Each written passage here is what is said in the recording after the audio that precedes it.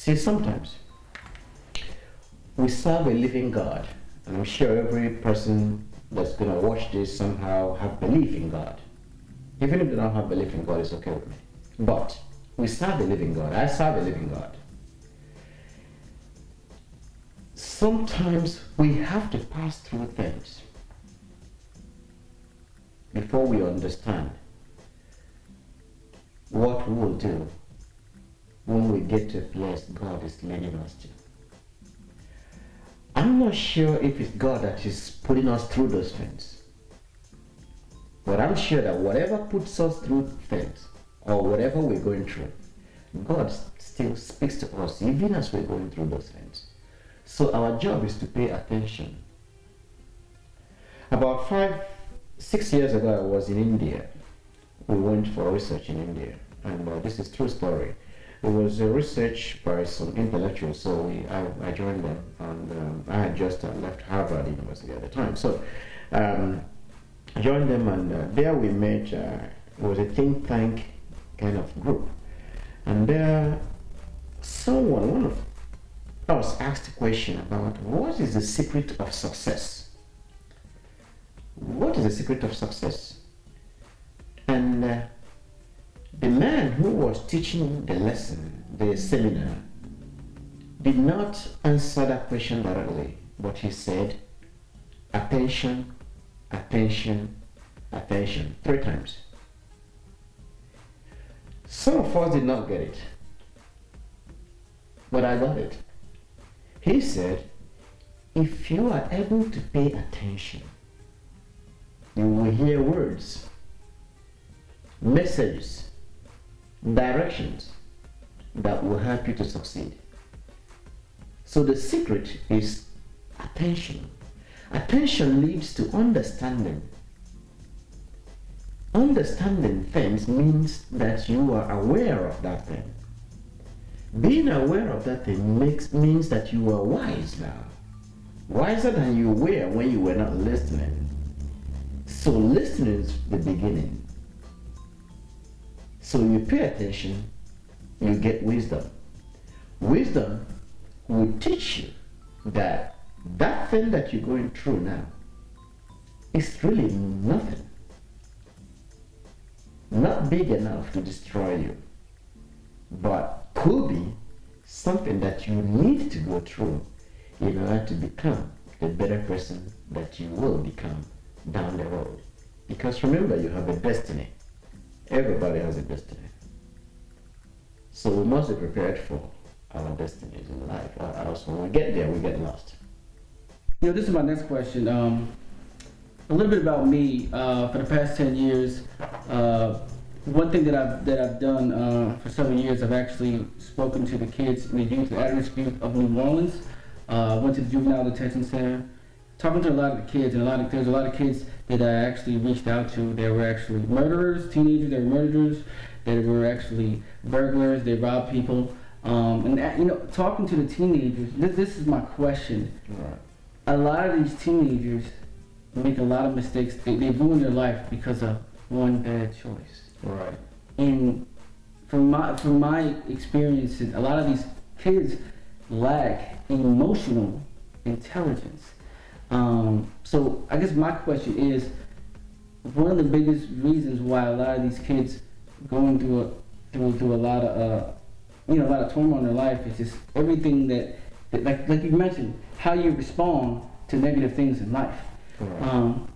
What are some basic ABC fundamental principles that anybody, no matter how old you are, it's a proven formula that at least it's a good start, as far as, because for me, I've always heard a lot of people say things, but at the end, after I hear a talk, I'm still going through the same problems and the same issues.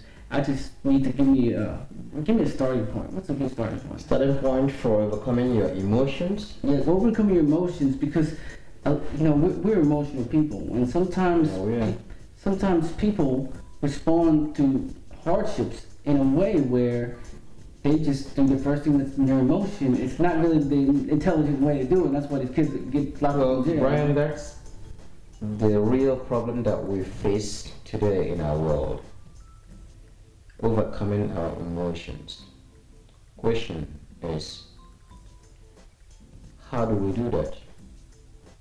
Now, it is impossible for anyone to tell you that they don't have emotions. We all do.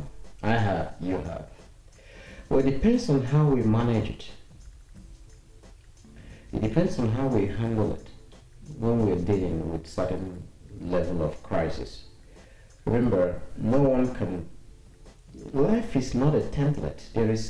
It's very difficult for one to say that this is how I'm going to react when this happens to me.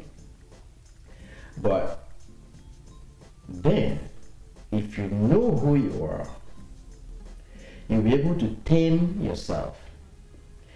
In the book that I wrote, Thought-Provoking Thoughts, I wrote something about emotions there, overcoming emotions.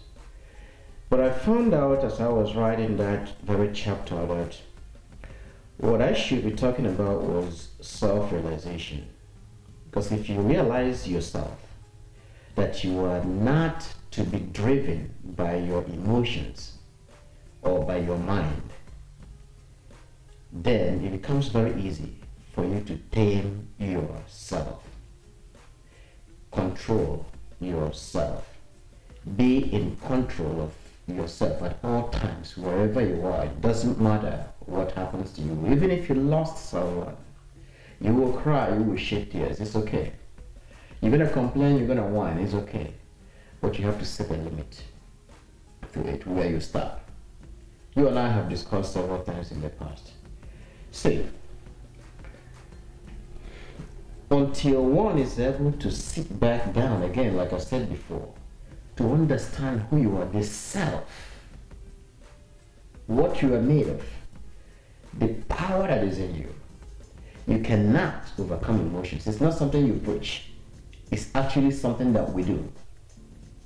First, we have to empower our minds, how we reason.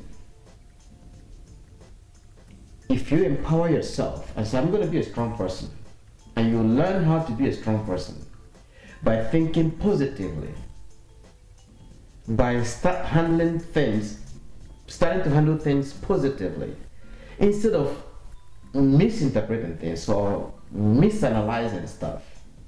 You see it the way they are, and you begin to see the good side of it. Take for example, do you know that some people today became rich because they had car accident on the road? After they had a car accident. During the moment when you had that car accident, somebody will say, oh, you had a car accident, you were gonna die, this and that. But God from there somehow have helped the society to design a system where you get paid after that. But that does not mean that every person should go outside and have a car accident, because you can die. But if it happens